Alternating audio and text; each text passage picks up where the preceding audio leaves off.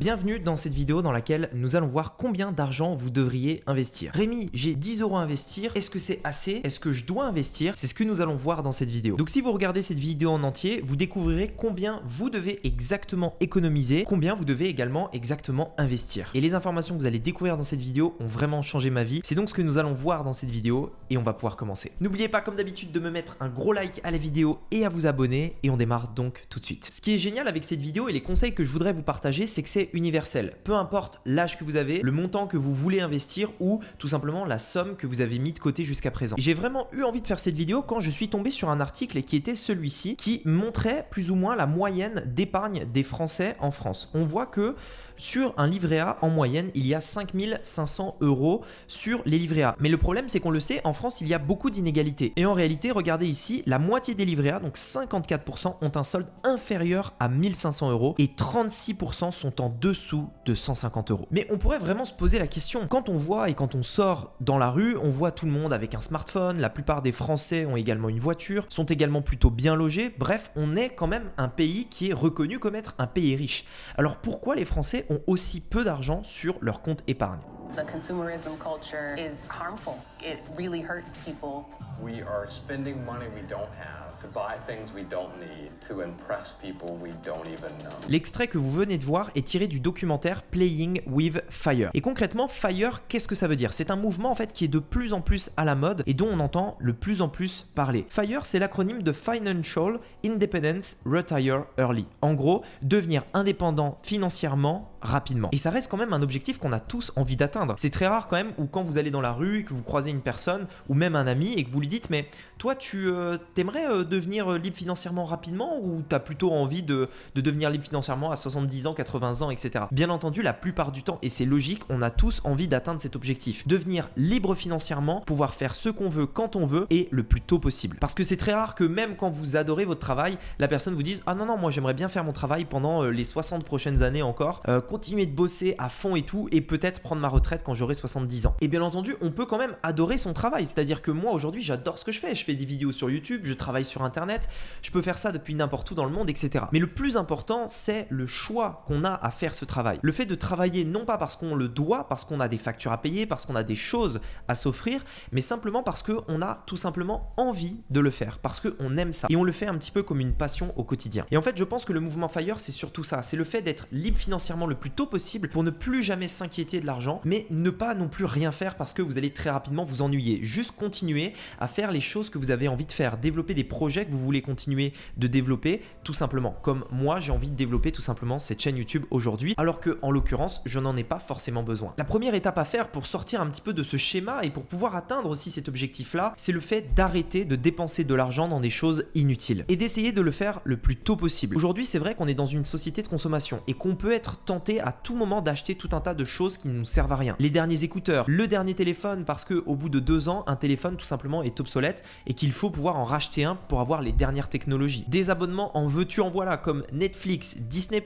Prime Video et j'en passe. Sans parler des dizaines et des dizaines de marques de shampoings qui coûtent plus cher les unes que les autres, les dizaines de restaurants dans lesquels vous pouvez sortir, les bars, les boîtes, bref, vous avez compris, on est constamment tenté par le fait de dépenser l'argent qu'on a si durement gagné. Et comme je défends souvent cette vision sur internet, beaucoup de gens me disent oui mais si tu gagnes de l'argent et que tu le dépenses jamais, ça sert à rien, pourquoi devenir riche pour être le plus riche du cimetière, ça n'a aucun intérêt d'avoir de l'argent si on peut jamais le dépenser, il faut aussi bien vivre, etc. Sauf que ces personnes-là confondent quelque chose. Je ne parle pas du fait de ne pas vivre et tout simplement de se restreindre en vivant dans une pièce de 10 mètres carrés et en gardant tout l'argent que vous avez dans un compte épargne. Il n'est absolument pas question de ça. Il est simplement question de se poser la question de quoi j'ai besoin et qu'est-ce qui est complètement inutile. Je ne suis pas sûr qu'aujourd'hui on ait besoin de 10 manteaux pour être heureux, ni 10 paires de chaussures pour être heureux, ni tout simplement de changer de téléphone tous les 2 ans ou même de conduire la dernière Mercedes pour que les gens nous regardent dans la rue. Plus tôt vous arrivez à vous détacher de ça, plus tôt vous arrivez à vous détacher de cette société de consommation, plus tôt vous arriverez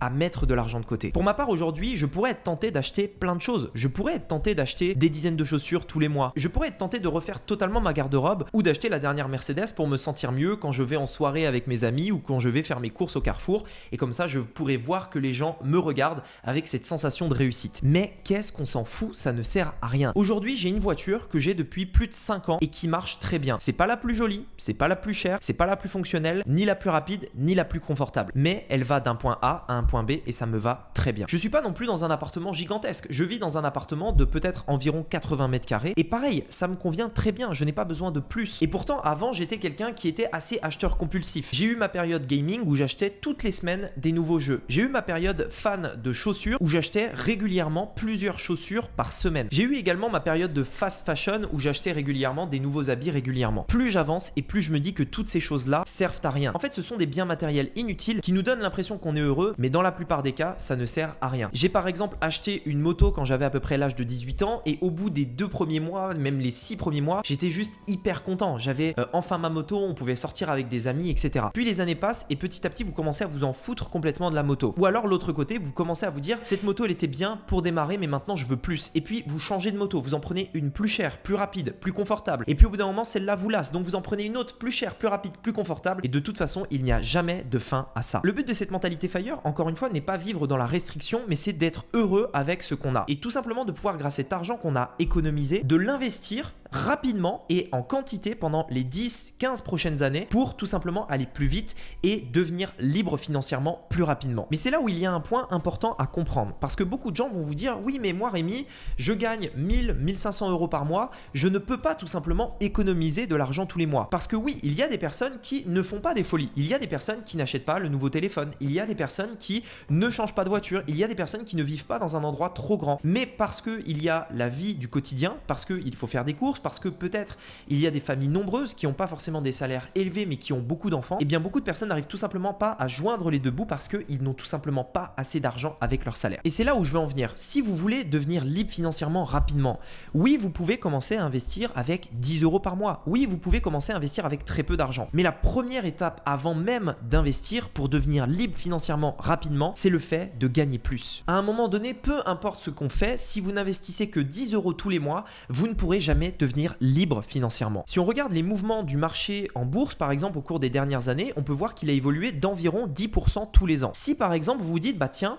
moi j'aimerais investir 10 euros par mois, ça représente 120 euros par an. Regardez ici, c'est les résultats de mon tableau sur lequel je vais simuler en fait combien pourrait rapporter un investissement avec 10% de croissance par an. Et bien avec 10 euros par mois, vous pouvez voir qu'il vous faudra 47 ans pour atteindre les 100 000 euros, c'est-à-dire très longtemps. Je ne sais pas quel âge vous avez aujourd'hui, mais 47 ans, c'est long, c'est loin et vous ne serez probablement pas libre financièrement en mettant seulement 10 euros par mois. Et donc ça veut dire qu'à un moment donné, il faut bien se résoudre à cette réalité. Il faut gagner plus. C'est vraiment le point que j'ai découvert quand j'ai arrêté mes études juste après le bac en réalité. Donc j'ai pas fait d'études mais j'ai arrêté le lycée juste après avoir eu mon bac. Je me suis dit à un moment donné il faut que je développe l'argent que je gagne. Et aujourd'hui je sais qu'il y a beaucoup de personnes qui ont cette impression de ne pas avoir assez d'argent ou qui n'arrivent pas à joindre les deux bouts.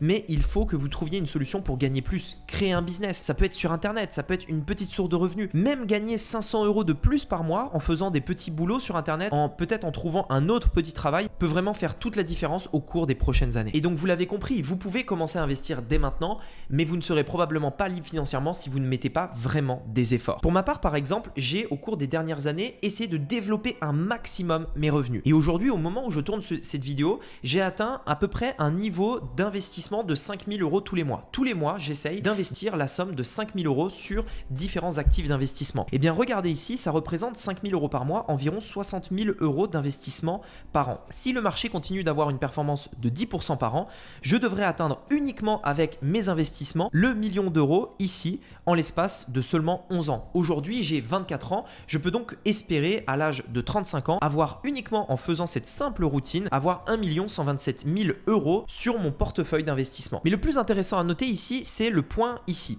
On voit qu'en France, le salaire moyen est de 3 000 euros bruts par mois. 3 000 euros bruts par mois en France, on fait beaucoup de choses et on peut partir du principe qu'avec 3 000 euros par mois, on est libre financièrement. 3 000 euros par mois, c'est environ 36 000 euros par an. Et bien regardez ici, on peut voir dans cette colonne les intérêts annuels. C'est ce que me rapporte tous les ans le fait d'avoir de l'argent en bourse tout simplement. On peut voir que j'atteins cette somme des 37 000 € au bout de seulement 6 ans. C'est-à-dire qu'en réalité, j'atteins le million en 11 ans, mais que j'atteins la liberté financière en seulement 6 ans en me fixant à ce plan suivant. Alors bien entendu, ça peut paraître beaucoup pour beaucoup d'entre vous de se dire je ne peux pas forcément investir 5 000 € tous les mois, etc. Mais encore une fois, souvenez-vous de la première étape. Vous devez d'abord gagner plus. Le problème, c'est que la plupart des gens, quand ils commencent à gagner plus, ils se mettent à dépenser plus. Aujourd'hui, je pourrais très bien me dire, plutôt que d'investir ces 5 000 € par mois, je vais tout simplement déménager, je vais m'acheter une nouvelle voiture, commencer à avoir des vêtements de marque, etc. Parce que la plupart des gens sur Internet, c'est ça qu'ils vendent. Ils vendent le rêve. Si demain, je vous dis, tiens, tu as un salaire de 5 000 € par mois, qu'est-ce que vous feriez avec ce salaire? Tout de suite, la plupart des gens vont se dire, moi, je vais déménager, je vais avoir une nouvelle voiture, je vais faire ceci, cela. Ils vont tout de suite avoir ce réflexe de la société de consommation. Et c'est là où c'est dur pour la plupart des gens, tout simplement, de devenir libre financièrement. Parce qu'il y a une règle qui s'applique à la plupart d'entre nous, qui est que plus on gagne, plus notre vie augmente et plus on va dépenser. Et c'est là où il faut vraiment sortir de ce schéma en se disant, peu importe combien je gagne, je vais garder un niveau de vie qui est simple, je vais investir le plus possible pour tout simplement en récompense devenir libre financièrement le plus tôt possible. C'est exactement ce que j'ai fait et je suis sûr que parmi les personnes qui écoutent cette vidéo, il y en a qui tout simplement ont augmenté leur niveau de vie petit à petit en fonction de l'argent qu'ils ont gagné. Le problème de ça, c'est que quand vous augmentez votre niveau de vie, c'est très difficile de revenir en arrière tout simplement. Imaginez que vous êtes passé d'un appartement de 50 mètres carrés à 110 mètres carrés. Si maintenant je vous dis, écoute, tu dois changer d'appartement, retourner dans le 50 mètres carrés pour te dégager 1 500 € par mois que tu vas pouvoir investir dès maintenant en bourse, la plupart d'entre vous vont me dire, mais non, c'est pas possible.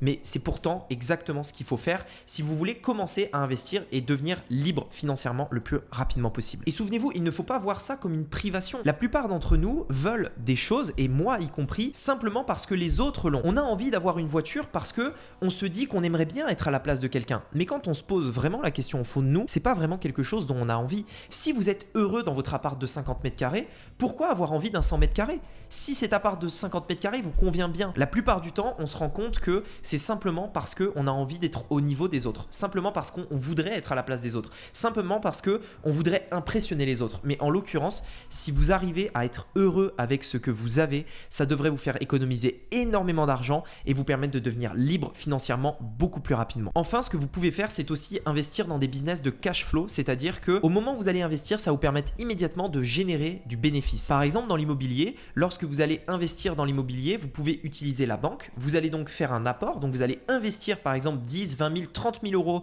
d'apport auprès de la banque. La banque va vous permettre d'investir avec un crédit dans un bien immobilier. Et ce crédit peut peut-être vous coûter, on va dire, 500 € tous les mois. Et donc, en l'occurrence, on pourrait se dire qu'on investit tous les mois 500 € dans un patrimoine qui va grandir petit à petit, mois après mois. Mais le gros avantage, c'est que si vous mettez en location ce bien immobilier à 600, 700 € par mois, 800 € par mois par exemple, eh bien tous les mois, non seulement vous allez investir de l'argent, c'est le crédit que vous remboursez et qui va faire grossir votre patrimoine. Mais en plus de ça, vous allez en plus gagner de l'argent. Parce que tout simplement, vous payez 500 € de crédit, mais vous percevez 600, 700 € de loyer. Vous gagnez donc 200 € de cash flow tous les mois. Et quand je vous disais tout à l'heure qu'il était possible tout simplement de gagner plus, ce n'est pas forcément créer un nouveau business ou avoir un nouveau travail. Il existe aujourd'hui tout un tas de solutions qui vous permettent de générer du cash flow simplement en investissant l'argent que vous possédez déjà ou en utilisant l'argent des autres comme celle d'une banque par exemple. Voilà, dans tous les cas, j'espère que cette vidéo vous a vraiment plu. Si vous souhaitez aller plus loin, augmenter un petit peu votre éducation financière, savoir comment investir en bourse, j'ai réalisé une série de 4 vidéos de formation gratuites dans laquelle justement je vous montre étape par étape comment vous allez pouvoir le faire vous aussi à votre tour. Si vous souhaitez y accéder, vous pouvez cliquer juste ici, c'est totalement gratuit et vous pouvez y accéder dès maintenant. J'ai également hâte de lire vos commentaires pour savoir un petit peu les différentes remarques que vous avez à me faire par rapport à cette vidéo et sur ce, je vous dis à très bientôt pour une prochaine vidéo. C'était Rémi. À bientôt. Ciao.